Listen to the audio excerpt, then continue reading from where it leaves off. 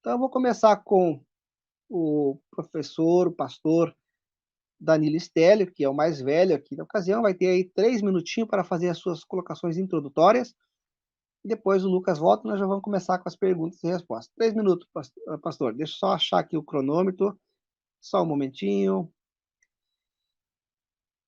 Aqui está sendo tudo ao vivo, pessoal. Pronto. 3 minutinhos.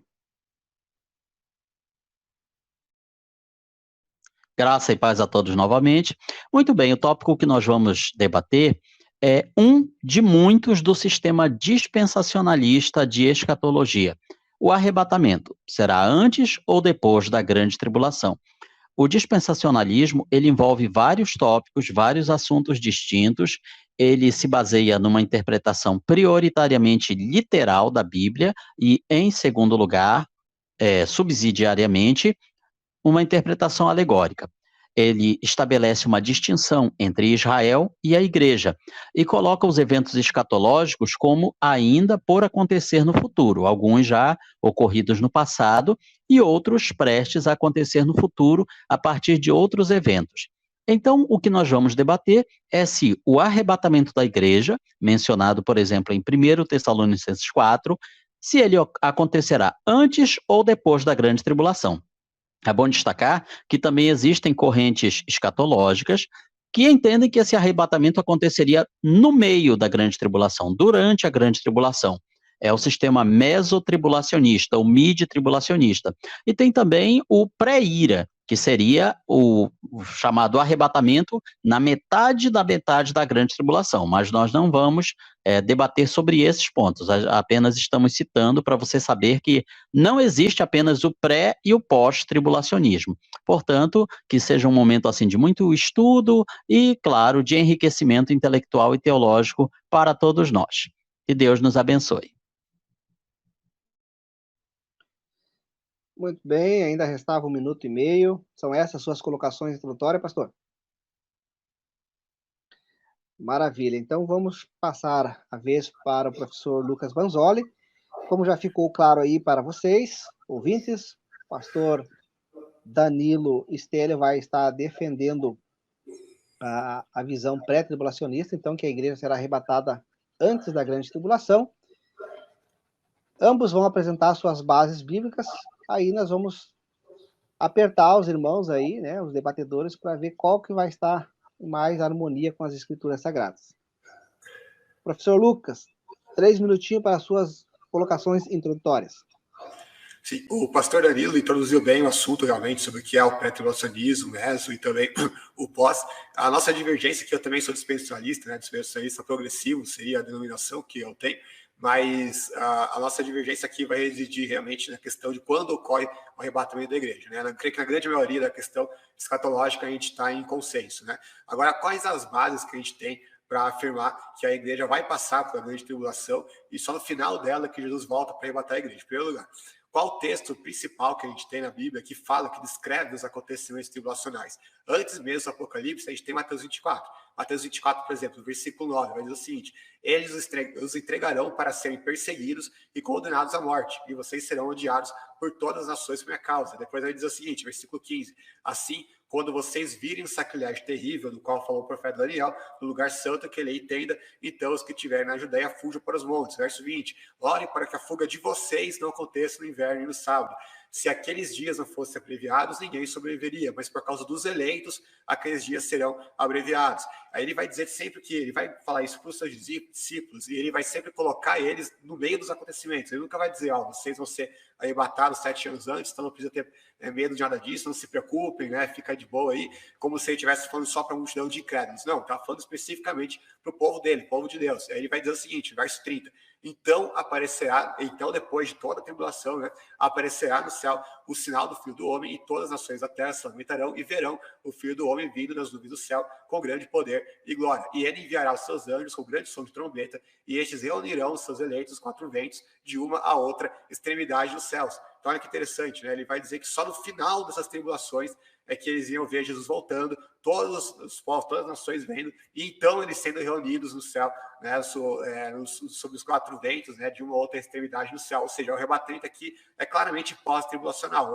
ou então Jesus teria se esquecido de mencionar o arrebatamento pré e só mencionado o arrebatamento pós, que eu acho que não é plausível. O pastor vai argumentar aqui que o texto está falando só dos judeus e não da igreja. Eu vou contra-argumentar isso mais para frente no debate, né? O outro texto básico que a gente tem para afirmar o pós-tribulacionismo, não sei quanto tempo eu tenho ainda, mas está lá em 2 Tessalonicenses 2, versos 2 30 a 3. segundos. Beleza. Eu vou resumir então o texto. Não deixe que ninguém os engane de modo algum antes daquele dia o quê? O dia da volta de Jesus, virá a apostasia, e então será revelado o homem do pecado, o filho da perdição. Este se opõe e se exalta acima de tudo que se chama Deus ou é objeto de adoração, a ponto de se assentar no santuário de Deus, proclamando que ele mesmo é Deus. Ou seja, tudo isso daqui, incluindo a manifestação do anticristo, teria que acontecer antes daquele dia, ou seja, antes do dia do Senhor Jesus. Aqui vai dizer verso 1, quanto à vida do nosso Senhor Jesus Cristo, a nossa reunião com ele. Ou seja, antes disso acontecer, antes do arrebatamento, antes da volta de Jesus, tem que acontecer a manifestação do anticristo. Essa é mais uma razão forte. 3 minutos. Acionista. Muito bem. Aí, então, foram as posições já bem definidas pelos debatedores. O professor Lucas vai defender a visão pós e o pastor Danilo vai defender a visão pré. Para os irmãos que estão chegando aí pela primeira vez ou que não estão habituados com essas questões de debate, o que é pré, o que é pós, o que é meso, são visões escatológicas no que diz respeito, então, à vinda, né, à parousia de Jesus Cristo. A visão pré, que é a visão defendida pelo pastor Danilo, o irmão Arisnaldo fez um comentário ali, então, em cima do comentário do irmão Arisnaldo Marques, eu quero aqui apresentar para os irmãos rapidamente. O pré, então, acredita que Cristo virá, né, antes da grande tribulação, que o texto de Apocalipse 3:10 e outros textos falam, né, que haverá uma tribulação a qual nunca houve sobre a terra. E a visão pré, então, acredito que a igreja será levada, arrebatada antes desse acontecimento. Por outro lado, né, a visão meso entende que a igreja será arrebatada no meio, e a visão pós é que a igreja será arrebatada no final desta tribulação, dessa perseguição que haverá, então, sobre a igreja ou sobre o povo de Deus, que assim seja, tá certo? Então, só apenas para contextualizar os irmãos, por isso que serve, então, esse canal Diálogo Aberto aqui para trazer, para elucidar, evocar questões que hoje, no meio da cristandade, muitos nem ouvem falar, muitos nem sabem o que é, pergunta às vezes para alguns crentes, o que é calvinismo, arminianismo, o pessoal não sabe, né? O pessoal não sabe a respeito de várias questões, então, nós aqui no canal estamos fazendo, então, esse trabalho para promover as pesquisas. Então, nós vamos começar, então, com o pastor Danilo, que terá aí 1 minuto e meio para fazer a sua primeira pergunta ao professor Lucas Vanzoli. Vamos lá. A nossa primeira pergunta, bem direta. Qual o sentido da igreja ter que passar pela grande tribulação? Qual o sentido, qual o significado da igreja ter que passar pela grande tribulação, como defende o pós-tribulacionismo? Essa é a pergunta. Entendeu a pergunta? Sim. Posso responder? Vai ter, então, aí 3 minutos para fazer as suas colocações. Sim. Essa pergunta ela parte do pressuposto pré-tribulacionista de que a grande tribulação é apenas a ira de Deus sobre os ímpios. Só que a grande tribulação ela não é apenas a ira de Deus sobre os ímpios, ela também é Deus provando o coração dos justos, a fidelidade dos justos. E o texto que prova isso é justamente o texto que é o texto base desse debate, né? Que está aí no tema, no título do debate. Visto que você guardou a minha palavra de exortação, a perseverança, eu também o guardarei da hora da provação que está para vir sobre todo mundo, para pôr à prova os que habitam na terra. Olha que interessante, o texto não fala de grande tribulação, claro que é durante o período da grande tribulação, mas aqui o texto está falando da hora da provação. Aqui é diferente, eu fui no grego, inclusive, e vi que aqui a palavra usada nesse texto aqui é peirasmos, né? O verbete 3.976 da concordância de Strong. A palavra sempre usada aprovação ou também para tentação, dependendo do contexto. A palavra que é traduzida por tribulação no original grego é Tilipsis, que está lá no texto, por exemplo, de Mateus 24, 21, quando diz, porque então haverá grande tribulação, como nunca houve, desde o princípio do mundo até agora. Então aqui o texto está falando de alguém que vai passar por uma grande provação. Aí eu pergunto, os ímpios passam por provações? O Deus prova o coração dos ímpios? Não faz sentido isso. A provação é só para os crentes. Os ímpios nunca foram provados na Bíblia. Isso nem sequer faz sentido. Quando você pensa as pessoas que passaram provação, vem na sua cabeça crentes. Por exemplo, Abraão, Jó, José, enfim. Os ímpios não têm nada a provar. Como é que eles vão ser provados por Deus se Deus já sabe que eles são ímpios, que eles já são incrédulos? Eles não têm que provar fidelidade nenhuma se eles não são fiéis.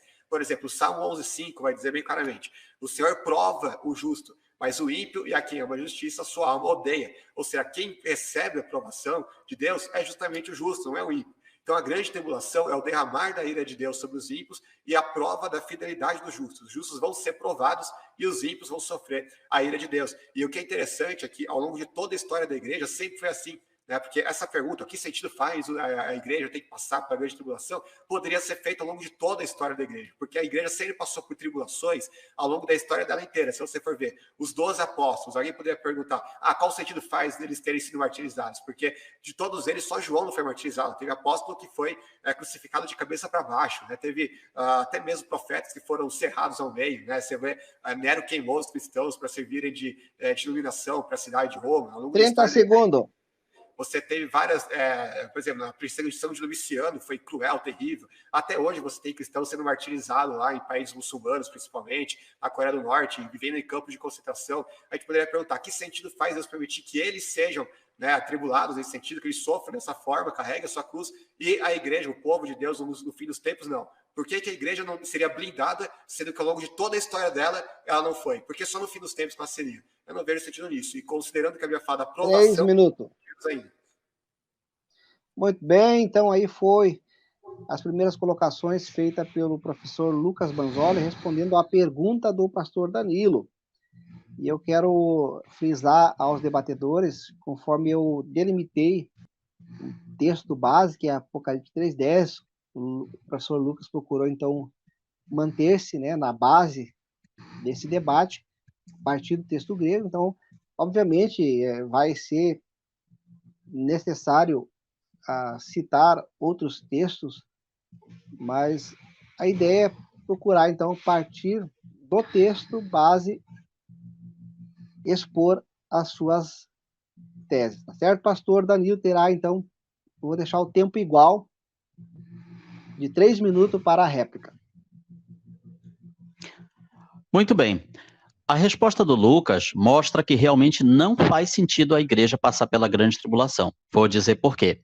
Se a finalidade é testar, provar a igreja, os demais membros da igreja, a igreja das outras gerações, das outras épocas passadas, que não passaram por esta grande tribulação, não passaram por esta grande provação.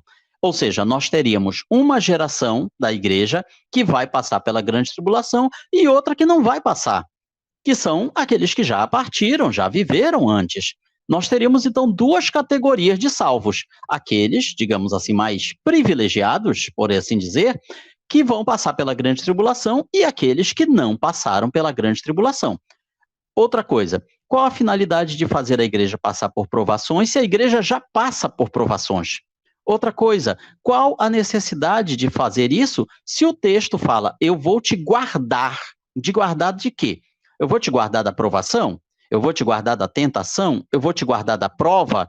Ora, isso significaria o quê? Você não vai passar pela prova. Você não vai passar pela prova. Só que o texto fala, eu vou te guardar da hora, do momento, do instante, da época. Então, nós vemos que não é qualquer tentação, não é qualquer prova, não é qualquer tribulação. É uma época determinada que Deus irá derramar a sua ira sobre a terra. Então, qual a finalidade de uma promessa? De guardar, se você vai fazer a pessoa passar por aquela prova. Não tem o menor sentido. Nem se você esquecer a palavra hora e colocar apenas eu vou te guardar da provação, da tentação. Ora, então eu não vou passar por ela. Se você colocar, eu vou te guardar da hora, do momento, da época, da tentação, eu também não vou passar por ela. Então nós teremos aí uma situação esdrúxula, um paradoxo que contradiz a própria fala, a própria resposta do Lucas. A única maneira de resolvermos isso é, a igreja não vai passar pela grande tribulação, ela não tem por que passar. O aperfeiçoamento da igreja é constante ao longo desses 2000 anos de história do cristianismo. Não é a aprovação que vem aperfeiçoar a igreja, é Deus, através do seu Santo Espírito, que vai todos os dias aperfeiçoando a igreja. Atribuir a aprovação, a grande tribulação, um papel que cabe ao Espírito Santo, beira o paradoxal. Então, por isso, nós concluímos dizendo que não faz sentido a igreja passar pela grande tribulação. Encerrada a réplica. Muito bom, então aí foi a primeira réplica do pastor Danilo, e o Lucas então terá aí 1 minuto e meio para fazer a sua primeira pergunta ao pastor Danilo Stelli. Certo. A primeira pergunta vai ser baseada no texto que está lá em 1 Coríntios 15, 51 e 53. Eu vou ler o texto e depois faço a pergunta. Eis que lhes digo um mistério. Nem todos dormiremos, mas todos seremos transformados. No momento, no abrir e fechar de olhos, ao som da última trombeta. Pois a trombeta soará, os mortos ressuscitarão incorruptíveis e nós seremos transformados. Pois é necessário que aquilo que é corruptível seja visto de corruptibilidade e aquilo que é mortal de imortalidade. Então a minha pergunta é, como a última trombeta pode ocorrer antes da grande tribulação, se o próprio Apocalipse fala de 7 trombetas durante a grande tribulação? E aí eu já faço até uma ponte, né, com Mateus 24, 30 e 31, que também fala do grande som de trombeta depois da volta de Jesus. Como é que você concilia, né? Como é que você harmoniza esses textos? Deu a pergunta, pastor? Sim. Então o senhor terá aí 3 minutos para fazer a sua resposta. Muito bem. A resposta mais simples e direta é: a última trombeta mencionada por Paulo não é a 7ª trombeta do Apocalipse. Vamos explicar. A 7ª trombeta só vem aparecer no Apocalipse no final do 1º século. Paulo e todos os outros apóstolos já estavam mortos. Quando Paulo se refere à última trombeta, ele não está falando da 7ª trombeta. Caso contrário, ele deixaria bem claro, depois da 7ª trombeta. Aí tudo bem. Lembrando que o ciclo de 7 trombetas do Apocalipse não encerra a grande tribulação. Lembre-se que depois das 7 trombetas ainda tem as 7 taças da ira de Deus. Ou seja, se a igreja fosse arrebatada ao final da 7ª trombeta, isso seria mesotribulacionismo e não pós-tribulacionismo. Quando a gente fala de pós-tribulacionismo, significa que, em tese, a igreja iria passar por todos os 7 selos, todas as 7 trombetas e todas as 7 taças. Porque a grande tribulação, ela não encerra com as 7 trombetas, ela encerra com a volta de Cristo em glória no Apocalipse 19, que acontece depois das 7 taças. Então não dá para se basear nessa tese de que o pós-tribulacionismo, na verdade, seria um mesotribulacionismo. Então, o que seria essa última trombeta que o apóstolo Paulo menciona? Paulo, ele utilizava muito as analogias do exército romano. Então, havia vários toques de trombeta para o soldado, para o legionário romano. Primeira trombeta para ele se despertar, outra trombeta para eles se aprontarem para a marcha, e a última trombeta que era tocada no ordenamento militar romano era justamente a ordem para marchar. Era quando todo o acampamento, toda a legião, todo aquele grupo militar já estava pronto, já estava fardado com os seus equipamentos todos a tiracolo e prontos para marchar. Então, quando tocava a última trombeta, o legionário romano se punha em marcha e só parava quando tocava novamente a trombeta para dar a ordem de parada. É a isso que Paulo está se referindo quando ele fala a última trombeta. Ele não está falando das 7 trombetas do Apocalipse, como equivocadamente alguns poderão pensar. Essa, portanto, é a resposta e o esclarecimento dessa fala do apóstolo Paulo. Findado. Muito bem, ainda lhe restava 30 segundos. Então, essas foram as colocações em cima da pergunta do professor Lucas. O professor Lucas, então, terá aí 3 minutos para fazer a sua réplica. Eu vou fazer aqui uma comparação entre Mateus 24, 30 e 31 e 1 Tessalonicenses 4, 16 a 17. O texto de Mateus é o seguinte: Então aparecerá no céu o sinal do Filho do Homem. Em todas as nações da terra se lamentarão e verão o Filho do Homem vindo das nuvens do céu com grande poder e glória. E ele enviará os seus anjos com grande som de trombeta, e estes reunirão os seus eleitos 4 ventos de uma a outra extremidade do céu. Lá na introdução, a gente viu que esse texto aqui ele é pós-tribulacional. Por quê? Porque Jesus tinha acabado de citar todas as tribulações, e no final ele diz, então aparecerá o Filho do Homem. Ou seja, esse toque de trombeta, essa volta de Jesus, ela é pós-tribulacional. Acho que isso nem o pastor deve discordar. Agora, eles acreditam que lá em 1 Tessalonicenses 4, 16 e 17, não está falando dessa volta de Jesus, está falando de uma volta secreta, antes da tribulação, né? Vou ler o texto. Porque o Senhor mesmo descerá do céu com grande brado, a voz do arcanjo, ao som da trombeta de Deus. E os que morreram em Cristo estarão primeiro. Depois nós, os que ficarmos vivos, seremos arrebatados juntamente com ele nas nuvens, ao encontro do Senhor dos ares, e estaremos para sempre com o Senhor. Como o texto aqui fala que é quando os próprios vivos, né, os salvos, a igreja, seria arrebatada, eles são obrigados a interpretar que esse texto aqui é antes da tribulação, é lá 7 anos antes. Mas espera aí, olha que coisa estranha. O texto não parece estranhamente muito parecido com o outro, o texto de Mateus, que eles falam que é só 7 anos depois? Olha só, os dois textos falam de Jesus voltando nas nuvens do céu, bem específicos, né? Os dois textos falam do som da trombeta sendo tocada por anjos.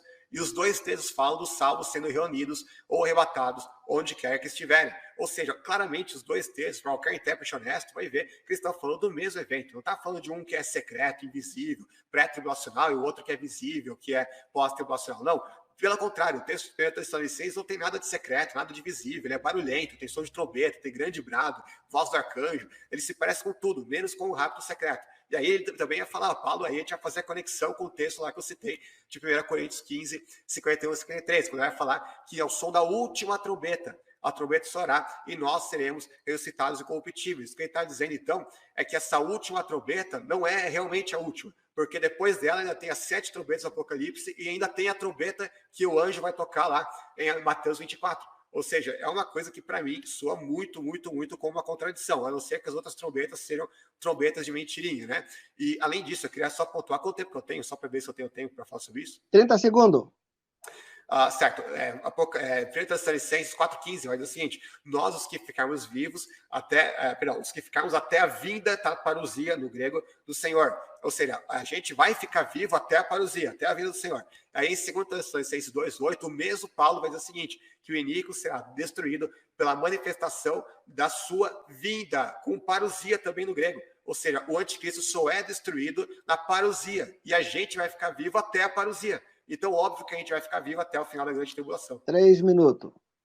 Muito bem. Aí, então, foi a primeira rodada de perguntas e respostas com as suas réplicas dos debatedores.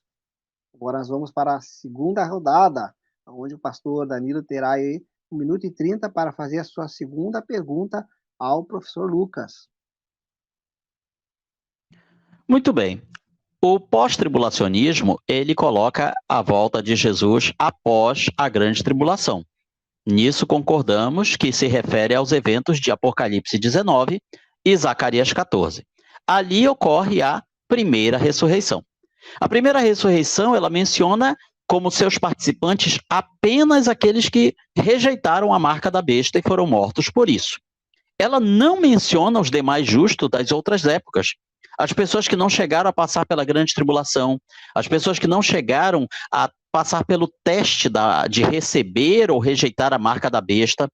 Ela também não menciona em Apocalipse 19 a transformação dos vivos relatada em 1 Tessalonicenses 4. Então, diante de todos esses elementos aparentemente contraditórios, qual a validade ou sentido de um arrebatamento pós-tribulacional que sequer é mencionado no texto de Apocalipse 19? Essa é a pergunta.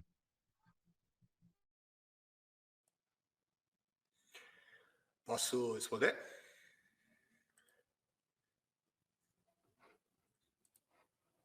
Jardel, seu microfone está silenciado. Desculpa, ao vivo é assim mesmo. O irmão terá aí, o professor terá aí 4 minutos, então, para fazer a sua resposta. Bom, vamos lá. É verdade que não aparece explicitamente arrebatamento em Apocalipse 19, que é no final da grande tribulação. Entretanto, a gente tem que interpretar a Bíblia com base no seu todo. E a gente já viu que lá em Mateus 24, Jesus só vai citar o arrebatamento no final, verso 30. Então aparecerá do céu, o céu do Filho do Homem, todas as nações da terra se lamentarão e verão o Filho do Homem vindo das nuvens do céu com grande poder e glória, e então enviará seus anjos com grande som de trombeta, e estes reunirão os seus eleitos dos quatro ventos de uma a outra extremidade do céu. Quando isso ocorre? Depois de todas as tribulações que já narrou ali em Mateus 24. Então, mesmo que não tenha Apocalipse 19 um arrebatamento explicitamente declarado ali, em Mateus 24 a gente já vê claramente que exige sim um arrebatamento pós-tribulacional. Isso já é suficiente. É a Bíblia que interpreta a Bíblia. A gente tem que interpretar a Bíblia com base no todo das Escrituras e não com base no argumento do silêncio em um outro versículo. Segundo ponto, também não tem nada no Apocalipse que mostre um arrebatamento pré-tribulacional. Se você falar nos primeiros capítulos do Apocalipse, antes da tribulação, você não tem nenhum versículo que fala de arrebatamento da igreja. Tem alguns pré-tribulacionistas que pegam um texto lá que fala de João, que Jesus fala para ele, né? João suba para cá e fala, ó, tá vendo aí, tá o arrebatamento da igreja. É uma baita forçação de barra, né? Obviamente não existe nenhum texto que fala de um arrebatamento da igreja no Apocalipse antes da tribulação. Como é que a gente sabe, então, que João entendia que o arrebatamento era pós-tribulacional e não pré-tribulacional? Porque ele coloca a ressurreição, a única ressurreição que ele menciona ali é uma ressurreição pós-tribulacional. Por exemplo, Paulo vai dizer o seguinte, 1 Tessalonicenses 4, 16 a 17, os que morrerem em Cristo ressuscitarão primeiro. Depois, nós, os que ficarmos vivos, seremos arrebatados juntamente com eles. Então, peraí, o arrebatamento é só depois da ressurreição. Então, para a gente descobrir quando ocorre o arrebatamento, basta descobrir quando ocorre a ressurreição.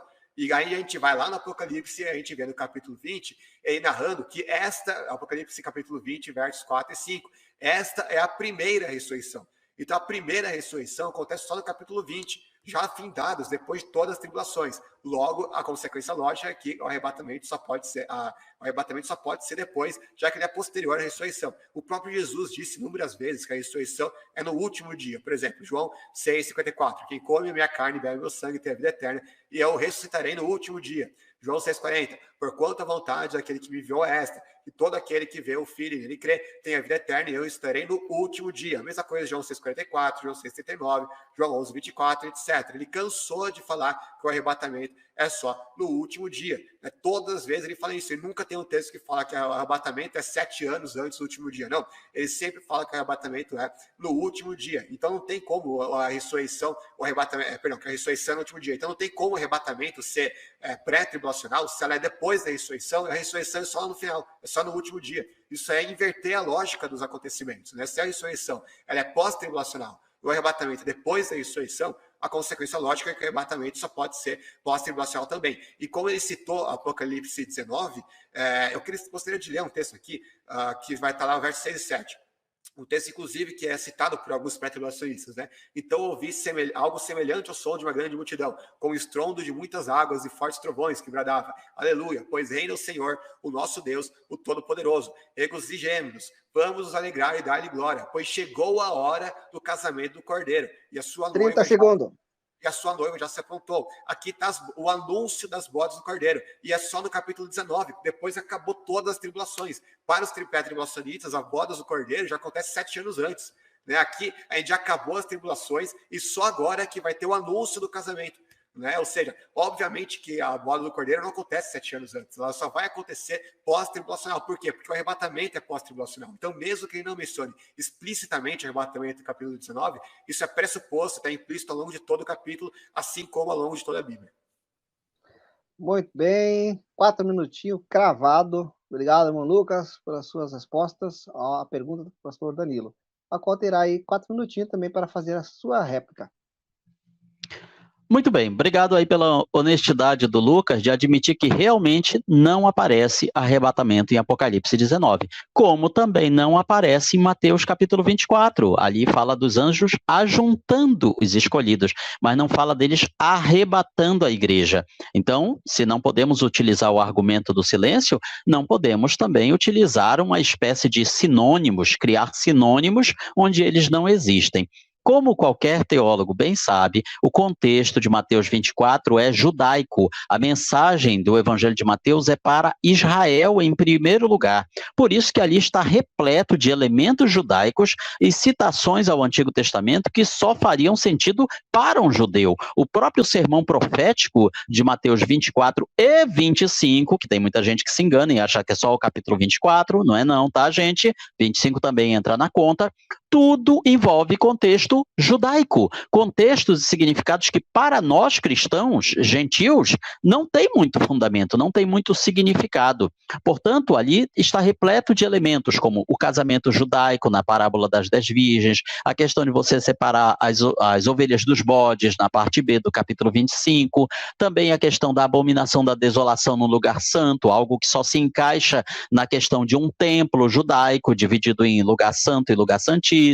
Enfim, Mateus 24, ele tem como foco o judeu, ele não tem como foco a igreja. Então, querer pegar textos de Israel e aplicar para a igreja, só se você negar totalmente o protagonismo do povo judeu e descambar para a teologia da substituição, que, como todos sabemos, foi herança do catolicismo romano. Aliás, você sabia que a escatologia católica ela é pós-tribulacionista? Sim, é isso aí. O catolicismo romano ele também é pós-tribulacionista. E, obviamente, como a reforma protestante ela veio do meio católico, ela trouxe algumas coisas de lá, entre elas o pós-tribulacionismo. É bom sempre a gente destacar que antes da época medieval, a maioria da igreja era pré-tribulacionista, ou seja, tinha a ideia formada de que a igreja não ia passar pela grande tribulação, como a gente lê no Pastor de Hermas, capítulos 22 e 23,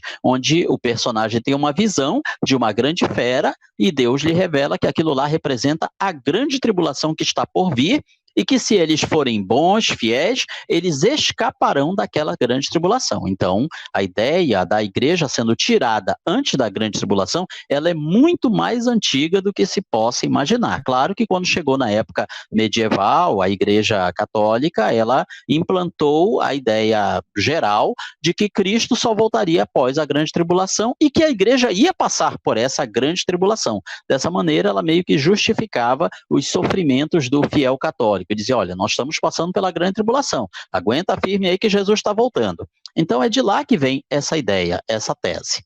Findado a réplica. Muito bem, então aí foram as réplicas do pastor Danilo em cima das colocações do professor Lucas Banzoli. Eu peço mais uma vez aos debatedores a se debruçarem, em primeira instância, em cima do contexto proposto da temática, a partir do texto grego, seu contexto histórico.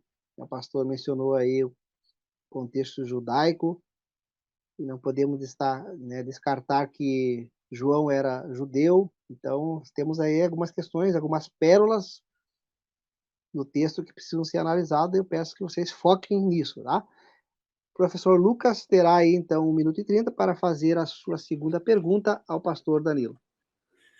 Certo. Eu assisti o seu debate com o próprio Jardel aqui nesse canal sobre esse mesmo tema, e eu vi que você falou que a apostasia de 2 Tessalonicenses 2:3 se refere ao arrebatamento da igreja. Eu queria saber se você mantém essa opinião e, se sim, qual a sua base para argumentar isso.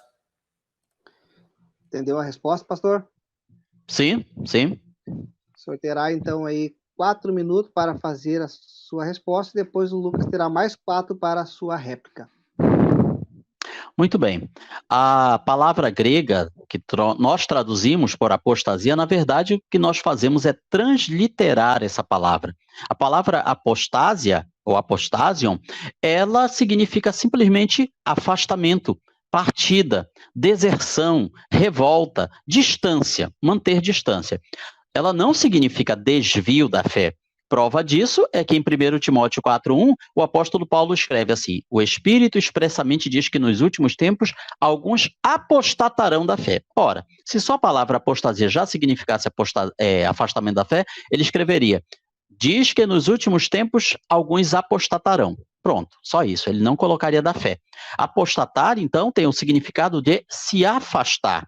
Nós encontramos essa mesma palavra com sentido de afastamento em Lucas 8,13 e Hebreus 3,12, com sentido de se afastar, de se desviar. Encontramos também com sentido de afastamento físico em Lucas 2,37, falando daquela viúva que não se afastava do templo. Encontramos em Atos 15,38, onde ali fala da questão do afastamento de Marcos, que tinha os abandonado na viagem missionária anterior. Encontramos até em Lucas 4,13, quando fala que o diabo se afastou de Jesus por algum tempo. Todos esses trechos e alguns outros mais, a palavra apostasia, no grego, ela significa se afastar. Simplesmente afastamento. Ela não significa desvio da fé. Esse significado de apostasia como desvio da fé, isso já é algo posterior, é um sentido secundário da palavra. Então seria meio que estranho Paulo colocar como sinal da vinda de Jesus a apostasia, sendo que a apostasia sempre existiu na história da igreja. Nós não temos um medidor de apostasia. Cada época teve a sua apostasia. No tempo dos apóstolos, você já tinha pessoas se apostatando da fé, pecando, se desviando, ensinando coisas erradas. As cartas do apóstolo Paulo estão ali repletas de recomendações sobre heresias que estavam surgindo na igreja, ou seja, já tinha apostasia naquele tempo. Toda a história da igreja, ela é marcada por apostasia. Então não faz sentido Paulo colocar como sinal da grande tribulação e da manifestação do anticristo e também da vinda do Senhor, algo que sempre aconteceu na história da igreja. Portanto, ele não está falando de apostasia como desvio da fé, e sim como algo diferente, algo marcante, algo que é visível, que seria o quê? A partida da igreja desta terra. Finda a resposta. Muito bom, ainda lhe restava praticamente 2 minutos ainda para as colocações. Seriam essas, então? Muito bem, então aí o professor Lucas terá 4 minutos para fazer a sua réplica. Vamos ler pelo contexto para ver se faz algum sentido essa explicação de que a apostasia é o arrebatamento da igreja. Irmãos, quanto à vida de nosso Senhor Jesus Cristo e a nossa reunião com ele, aqui ele está falando claramente do arrebatamento, rogamos a vocês que não se deixem abalar nem alarmar tão facilmente, quer por profecia, quer por palavra, quer por carta supostamente vinda de nós, como se o dia do Senhor estivesse já perto.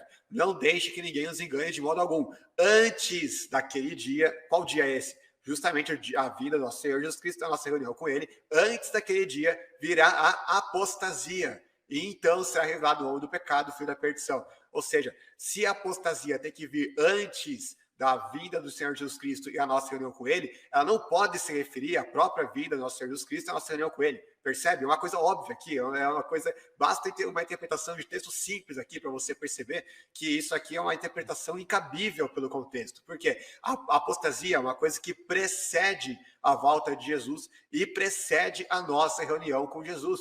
Como é que o arrebatamento pode preceder a apostasia, sendo que a apostasia é o próprio arrebatamento? Não faz nenhum sentido isso. A apostasia aqui claramente tem que ser uma outra coisa, tem que ser uma coisa que vem antes do arrebatamento, que vem antes da volta de Jesus. E aí a gente entende o significado do contexto, porque a gente vê, antes daquele dia virá a apostasia, que é justamente o desvio da fé. Aí ele fala, mas desvio da fé sempre teve, mas não da forma que tem hoje.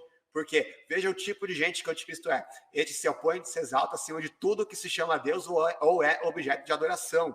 Olha que coisa aqui, é um cara que se opõe a qualquer forma de divindade. É um tipo de anticristo que é essencialmente um ateu, um cara que se opõe a todas as religiões. Esse tipo de apostasia nunca existiu antes, porque mesmo em épocas de trevas, Idade Média e tudo mais, a apostasia era para alguma forma de falsa religião, mas que acreditava em Deus. Mesmo que fosse um falso Deus, uma falsa divindade, não importa, mas acreditava. Aqui ele está falando especificamente de uma apostasia em direção ao ateísmo, um sistema que se opõe a tudo o que se chama Deus, qual é objeto de adoração. E a gente vê que a gente está caminhando para isso, porque a Europa hoje é majoritariamente ateia e agnóstica, né? Já perdeu a fé amplamente. E é um processo que o mundo tende a ter realmente até a volta de Jesus.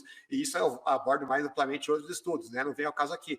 Em relação ao significado de apostasia, né? A palavra apostasia, se a gente for na concorrência de Strong, verbete 646, significa literalmente separação, deserção, a apostasia. A apostasia, ao longo de toda a história da igreja, sempre foi usada para falar de alguém que é apostado da fé. Acho que eu nem preciso falar muito disso. Qualquer pessoa que fala o nome apostasia já está no contexto que se pressupõe que está falando da apostasia da fé.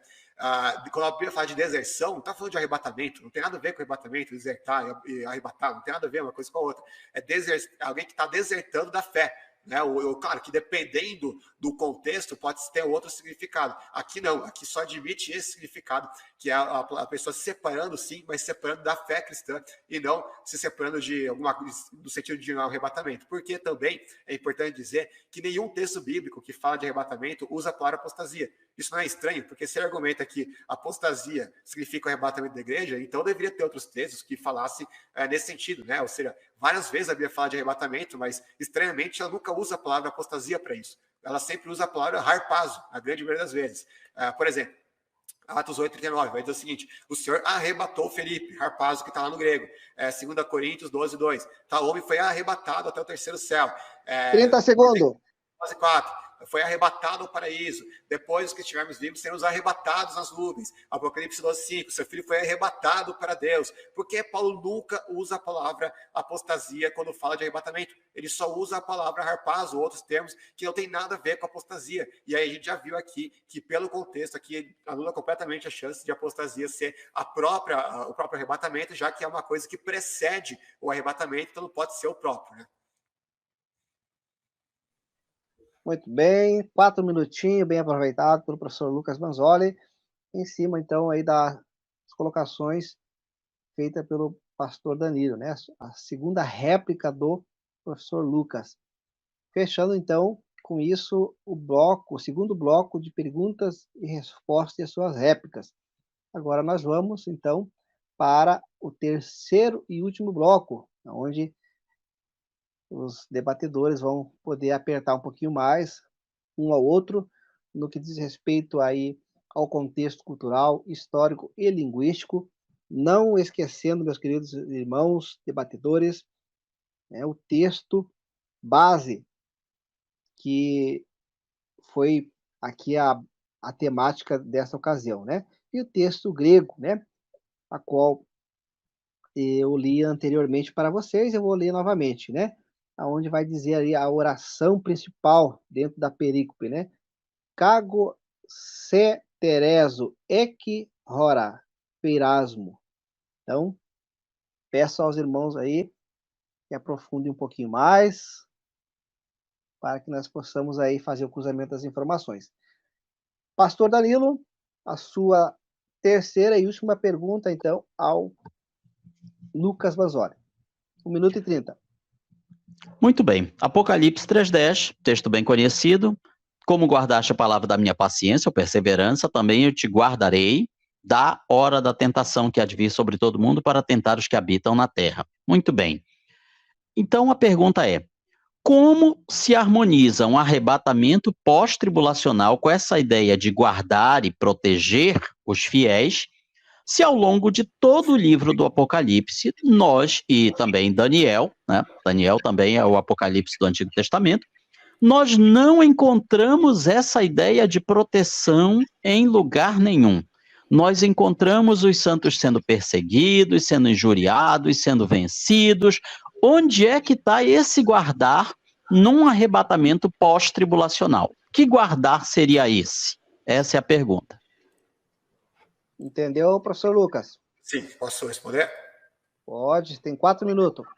Isso, na verdade, já respondi na minha primeira resposta, porque o texto não fala guardar da tribulação, fala guardar da provação. Provação é diferente de tribulação. Eu já mostrei aqui na minha primeira resposta a diferença no grego entre provação, que está nesse texto, e tribulação. Então não tem nada a ver uma coisa com a outra. Deus vai guardar da provação, não da tribulação. Agora, qual que é a questão, né, do EC? Né? Será que significa, então, que porque está lá guardado a hora da provação, então não vai nem passar pela provação? Lógico que não. Vou citar aqui alguns textos análogos que eu gostaria, inclusive, que o pastor Danilo comentasse depois. Salmos 34:17 diz o seguinte: os justos clamam e o Senhor os ouve e os livra de todas as suas tribulações. Peraí, o texto aqui está falando que de todas as épocas, né, desde aquela época do Antigo Testamento até hoje, o que o Senhor ouve os justos e os livra de todas as suas tribulações. Peraí, algum momento os justos foram arrebatados para o céu para não passar pelas tribulações? Será que é isso que o autor está falando aqui? Lógico que não. A gente continua na terra e mesmo assim é verdade o que o texto diz, que o Senhor os livra de todas as suas tribulações, mesmo que os justos passem por essas tribulações.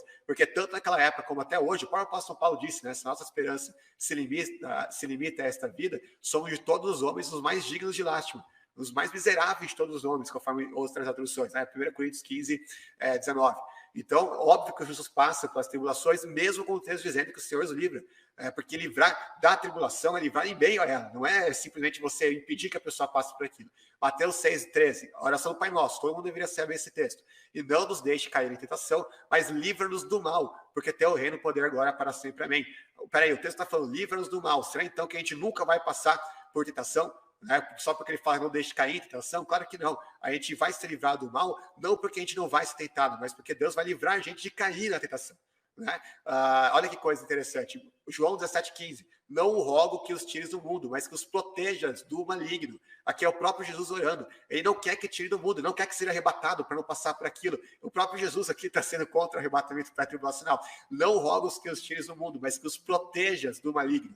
E proteger do maligno, eu fui no grego agora há pouco, uma hora antes do debate, e eu vi que proteger, tanto proteger, a palavra proteger no grego, terel, quanto do, é também a mesma palavra que está lá no Apocalipse 3,10, que está lá terel, ek, a mesma coisa daqui, proteger do maligno, a mesma coisa lá de proteger da aprovação, só muda a palavra maligno e provação. Agora, a gente é protegido do maligno como? Porque a gente não permite nem que seja tentado, é isso? Claro que não. Deus permite que a gente passe por aquilo, mas Deus protege a gente para que a gente não sucumba à tentação, para que a gente não caia na tentação. É esse o sentido do texto. É a mesma coisa que está lá em Apocalipse 3,10. Ou, por exemplo, a gente poderia citar aqui o texto em que Jesus fala para Pedro, que o Satanás pediu para peneirar vocês, eu roguei por vocês para que você não caia, a tentação. É a mesma lógica, Não é livrar não é que Jesus orou para que o Satanás você não vai poder nem tentar Pedro. Não, mas ele orou para que depois que fosse tentado, Pedro fosse restabelecido, fosse reestruturado. Além do mais, eu quero fazer um apontamento que concorda com isso, que é um apontamento linguístico, de acordo com a concordância de Strong, também com o léxico do Novo Testamento grego-português, o Frederick Denker, a preposição ek, no grego, ela tem o sentido de preservar de dentro da, e não fora da. Essa é uma coisa que todos os léxicos do grego confirmam. Então, o sentido do texto não é de tirar da aprovação, como se não fosse nem passar por ela, mas sim de guardar dentro dela, de oferecer proteção em meio a ela. A igreja é preservada... 30 segundos. Sim, de sucumbir à tentação e não preservada da própria tentação, da própria aprovação. Inclusive, tem um texto de Mateus 24 mesmo que corrobora com isso. Mas é o seguinte, verso 22. Se aqueles dias não fossem abreviados, ninguém sobreviveria. Mas por causa dos eleitos, aqueles dias serão abreviados. Está aqui Deus abreviando aqueles dias justamente por causa dos eleitos, em amor aos eleitos. Agora eu pergunto para o pastor, qual o texto bíblico que a palavra eleitos aparece em relação apenas ao Israel étnico e não à igreja? 4 minutos, muito bem. Bem aproveitado. O pastor Danilo terá então aí 4 minutos para fazer a sua terceira réplica.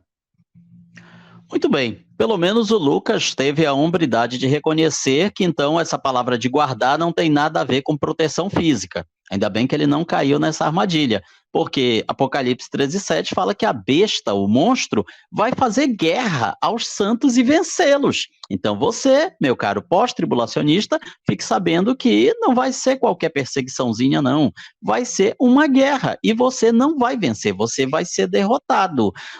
Daniel 7,25 também fala que o chifre pequeno, ele destruirá os santos do Altíssimo. Então não vai ser qualquer coisa, ele vai destruir. E os santos serão entregues na sua mão por um tempo, tempos, metade de um tempo, ou seja, 3 anos e meio, que são os mesmos 42 meses de Apocalipse 13, versículo 5, a segunda metade da grande tribulação.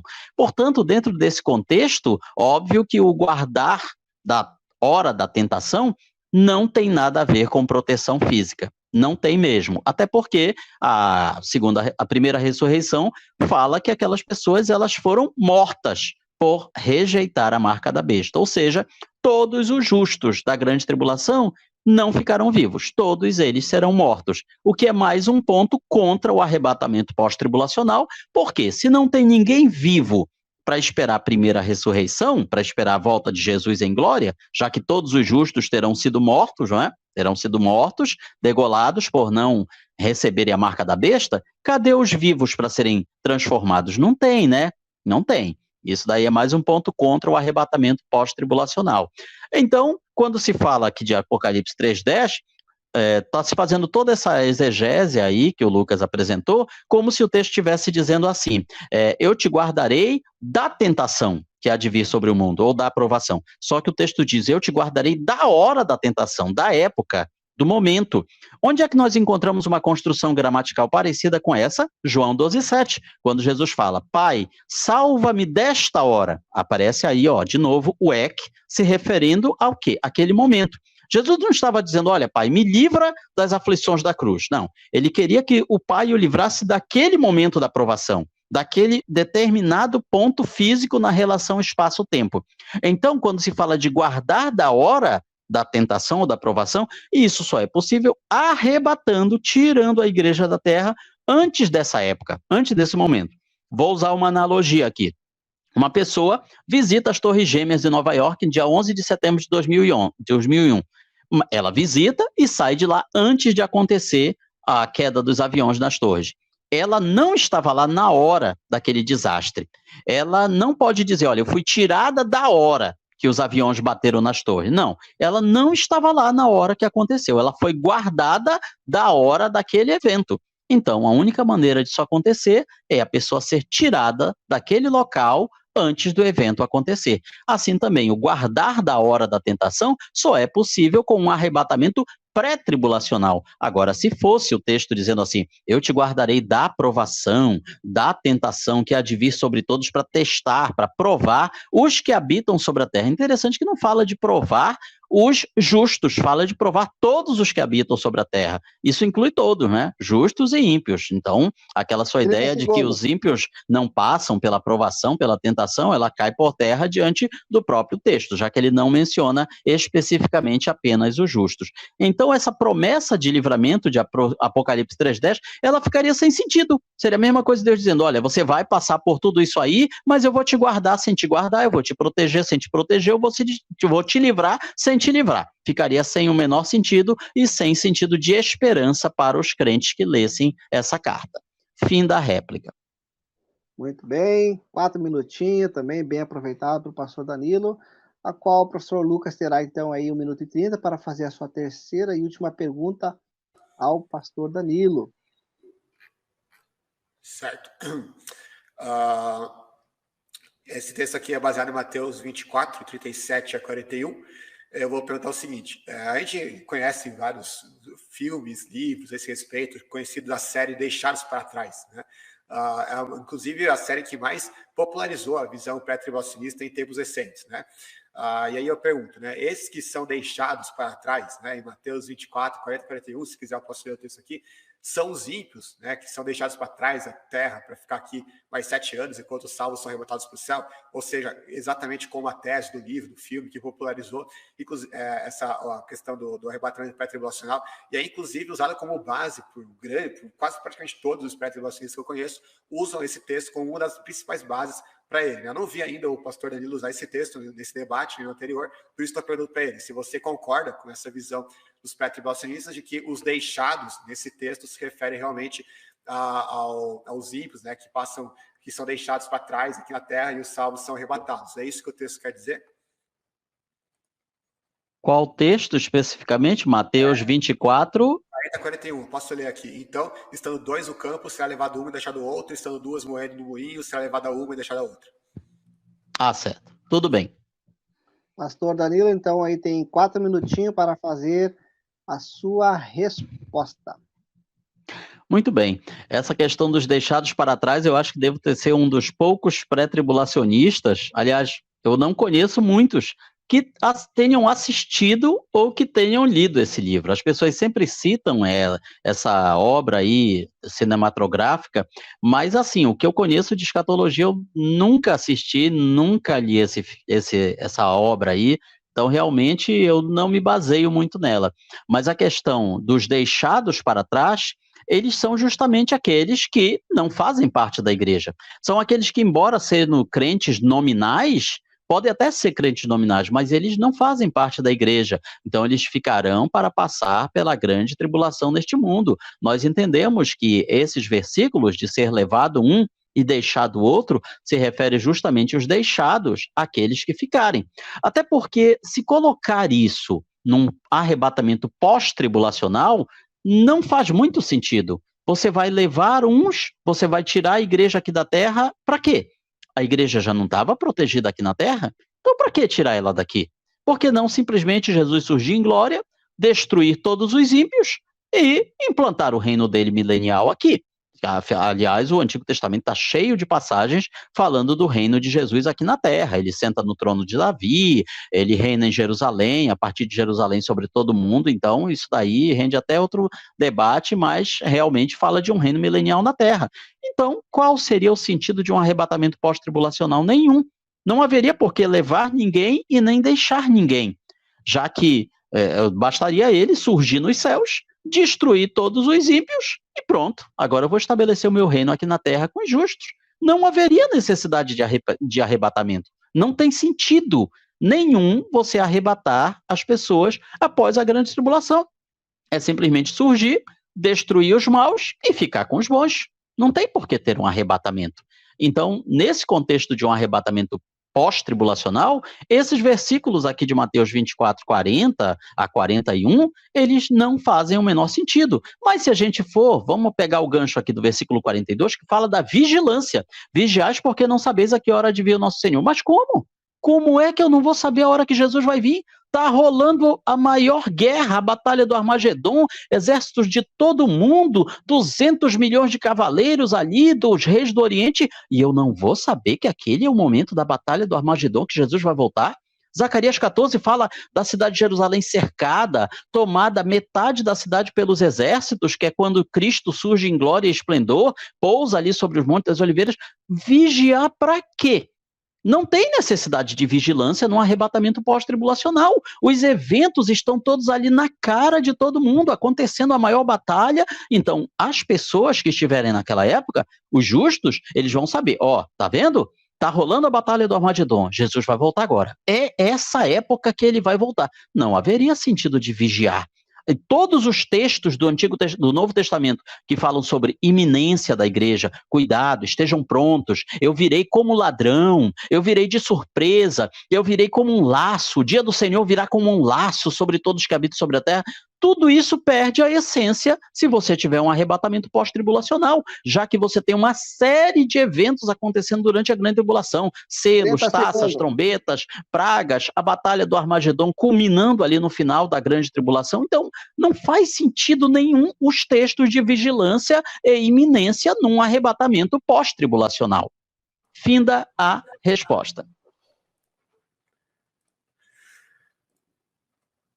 Posso responder? Você está mutado, Jordão. 3 minutos e 49 segundos utilizado pelo pastor Danilo. O professor Lucas então terá aí 4 minutinhos para fazer a sua última réplica, então. O pastor Danilo falou sobre vários outros assuntos que eu vou tratar nas considerações finais, mas ele não respondeu diretamente o texto. Eu vou ler o texto no contexto, aí você vai ver se realmente o levado é realmente os salvos, a igreja, e o deixado são os ímpios. Vamos ver o contexto.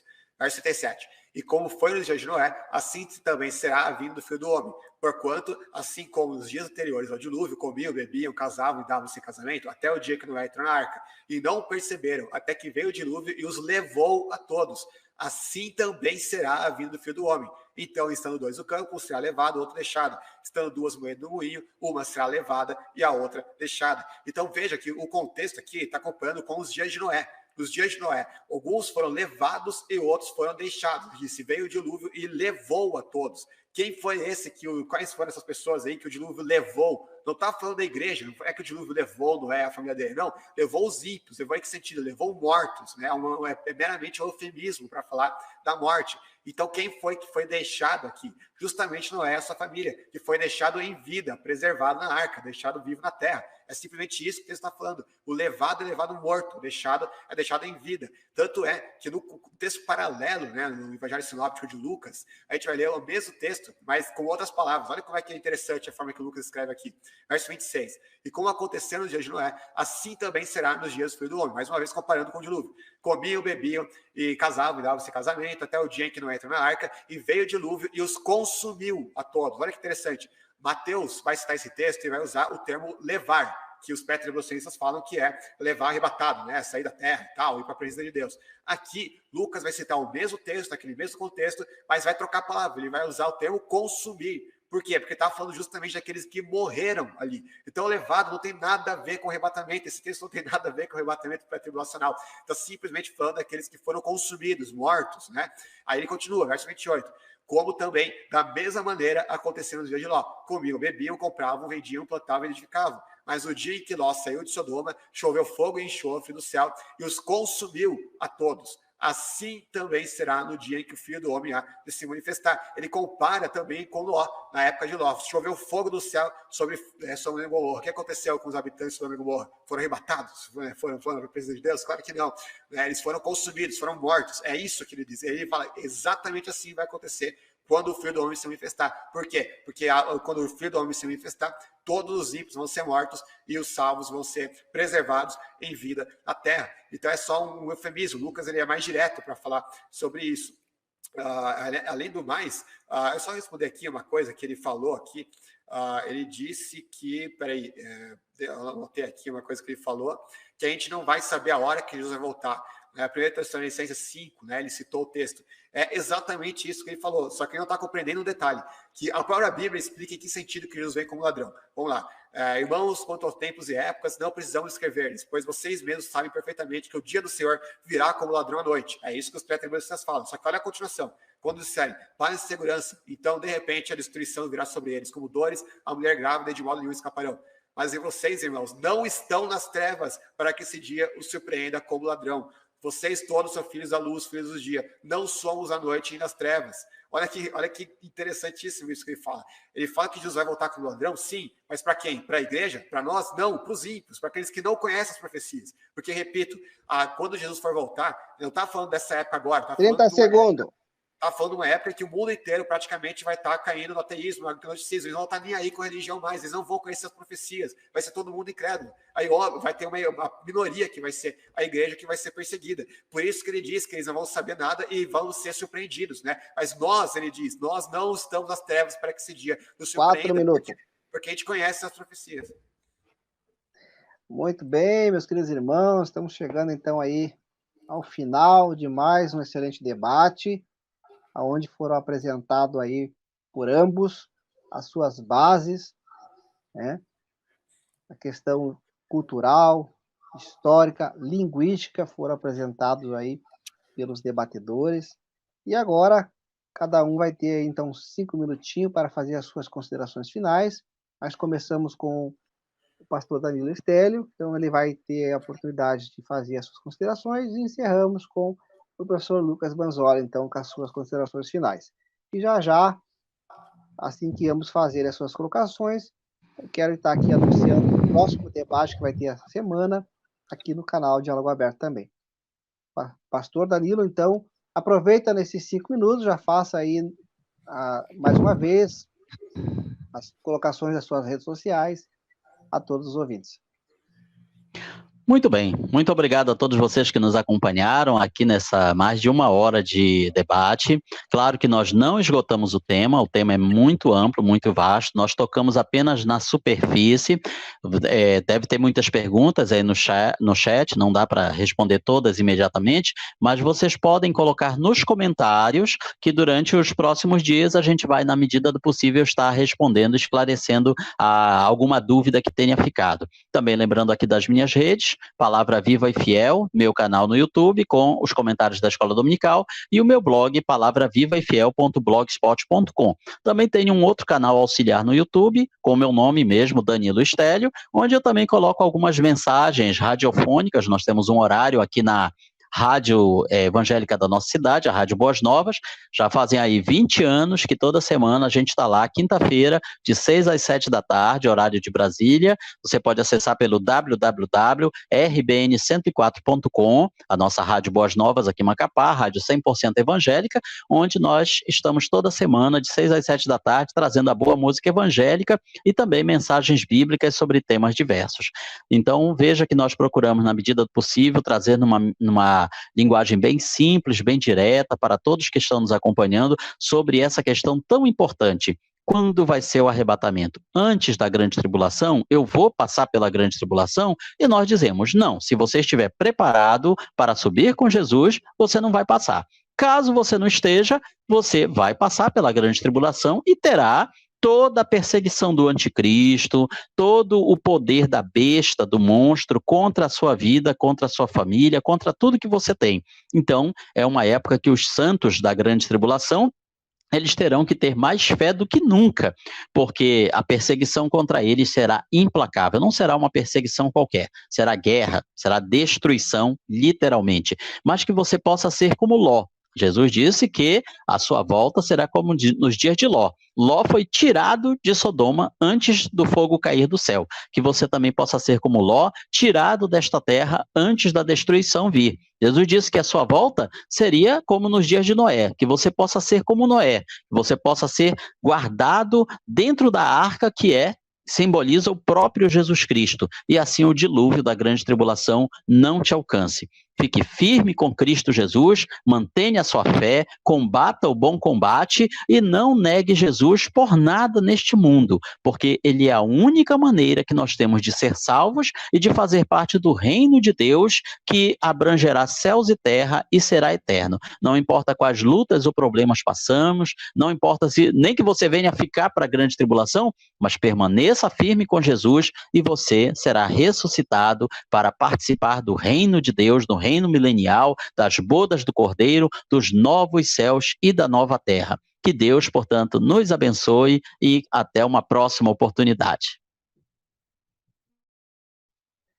Muito bem, ainda restava 1 minutinho, então foram essas colocações finais do pastor Danilo Stelli. O professor Lucas Banzola, então, terá aí também 5 minutinhos para fazer as suas considerações finais. Bom, eu queria primeiramente agradecer ao Jardel por esse convite, né? Todo mundo que acompanha a gente no chat, também ao pastor Danilo pela educação, pelos comentários. Eu vou só comentar aqui alguns temas que foram trazidos ao longo do debate e que a gente não tinha tempo para comentar, né, naquela ocasião. Bom, primeiro, ele argumentou que Mateus 24 é um texto que fala só para os judeus. Eu acho perigoso argumentar nessa linha, porque se a gente vai pensar assim, Jesus estava falando para os judeus, porque os discípulos dele eram judeus, então logo o texto só é aplicado para os judeus, então não vale para a igreja. Então isso é muito preocupante. Por quê? Porque o Sermão da Montanha, por exemplo, também só foi dito para um público judeu. Então, será que a gente não pode usar nas nossas pregações no domingo, né, para pessoas cristãs, gentios, que não são judeus? A gente não poderia usar o Sermão da Montanha? Né, praticamente tudo aquilo que Jesus ensinou, ou ele ensinou para a multidão de judeus, ou para os discípulos que eram judeus. Então, se a gente for usar essa lógica, a gente não vai poder aplicar nada para a igreja, praticamente. Né? Isso é bastante temerário, na minha opinião. Em segundo lugar, a gente já viu, eu falei no meio do debate, que há vários textos ali do Sermão da Montanha falam dos eleitos, que estariam no meio da grande tribulação ali. Né? Até gostaria de citar alguns de novo, né? Mateus 24, 24, né? Que o anticristo faria maravilhas para enganar, se possível, até os eleitos. Né? E o Marcos 13, 27, que enviará os seus anjos e reunirá os eleitos, 4 ventos. Por causa dos eleitos, aqueles dias serão abreviados. Mateus 24, 22. É interessante que a palavra eleitos na Bíblia, ela sempre aparece em relação à igreja, ela nunca aparece em relação ao Israel étnico, né? É interessantíssimo isso. Inclusive, Paulo ele faz o contraste entre Israel e os eleitos em Romanos 11:7. Ele vai dizer, quer dizer, então, Israel não conseguiu aquilo que tanto buscava, mas os eleitos o obtiveram. Então, os eleitos é uma coisa, Israel é outra. E aqui Jesus fala que os eleitos estariam ali na grande tribulação. Então, para mim, essa resposta para mim não é compatível. Né? Que mais? Ele também falou que o pós-tribulacionismo veio da Igreja Católica. Bom, isso não é verdade, porque você tem pais da igreja muito antigos, mais antigos que existem lá, por exemplo, Justino, no 2º século, né? Ele vai falar que tem todas as citações de Justino no livro, todas as referências, né? Que o anticristo vai atrever cometer iniquidades contra nós cristãos. Né? Ele vai descrever essas iniquidades. Né? O Irineu de Lyon, ele também vai falar que destruirão a Babilônia, reduzirão as cinzas, darão seu reino à besta e perseguirão a igreja, mas em seguida serão destruídos pela vida do nosso Senhor. Irineu também é ali do 2º século. Hipólito de Roma, ele vai dizer sobre a tribulação da perseguição que deve cair sobre a igreja por parte do adversário. João também fala, ele vai fazer citações do Apocalipse. O tirano, o anticristo, deve reinar e perseguir a igreja que escapa de cidade em cidade, busca esconderijo dos desertos entre os montes. Então, era unanimidade entre os pais da igreja que a igreja iria passar pela grande tribulação. Ele citou Hermas aqui, mas a tribulação que Hermas fala é totalmente totalmente diferente da tribulação de João no Apocalipse, porque as visões do Hermes, elas não são as mesmas visões de João. Hermes escreve lá em meados do 2º século. A tribulação que ele escreve é uma tribulação do livro dele, não é a tribulação de João. Então não tem nada a ver. E, além do mais, ele não menciona arrebatamento também no livro dele, o pastor de Hermes. Recomendo, inclusive, a leitura para quem quiser ler e se aprofundar. Ele também argumentou que todos os santos terão sido degolados na grande tribulação, então não sobraria gente para ser arrebatada, mas em um texto diz que todos vão ser degolados, todos vão morrer. Né? Pelo contrário, inclusive vai ter vários versículos que vão falar, fuja para os montes. Por quê? Para não ser morto pelo anticristo. Então nem todas as pessoas que vão ficar na grande tribulação vão ser mortas. Mas sim, a Bíblia fala realmente de pessoas que vão passar pela grande tribulação e chama eles de santos, né? Então não é pessoal só judeu, não é? Por exemplo, Apocalipse 2:10 é um texto que vai falar para a igreja. Eles gostam muito de usar o texto que fala da igreja de Filadélfia, mas olha o que o texto diz para a igreja de Esmirna. Saibam que o diabo lançará alguns de vocês à prisão para prová-los, e vocês sofrerão perseguição durante 10 dias. Será fiel até a morte, e eu lhe darei a coroa da vida. Esse texto é falado para a igreja, no livro do Apocalipse. Apocalipse 13:5-7. 1 minuto. Foi dado poder para guerrear contra os santos e vencê-los. Eu fiz uma pesquisa aqui no Novo Testamento para ver se alguma vez a palavra santos aparecia apenas para o Israel étnico. Nunca aparece. Ela sempre aparece em relação à igreja, né? Ou seja, o Israel de Deus, Israel convertido, ou gentios convertidos também. Então não tem base nisso. O texto não fala que todos vão morrer, mas sim, fala que vão morrer. E não está falando só de Israel, não está falando só de judeu, coisa nenhuma. Por exemplo, ele também diz, por que arrebatar a igreja em vez de simplesmente matar todos os ímpios? A resposta, Pedro dá essa resposta, 2 Pedro 3:10. O dia do Senhor, porém, virá como ladrão, os céus descerecerão com grande estrondo, os elementos serão desfeitos pelo calor, e a terra e tudo que nela há será desnudada. Aí depois ele vai falar que a terra toda vai pegar fogo, vai queimar, vai ser destruída. Por isso que os salvos têm que ser arrebatados ao céu, porque a terra vai estar sendo destruída, eles não poderiam ficar na terra, senão eles iam morrer junto com os ímpios. Né? Então, tudo aquilo que o pastor Danilo questiona, tem todas as respostas na Bíblia especificamente. Muito bem, meus queridos irmãos. Com isso, então, nós finalizamos aí mais um excelente debate.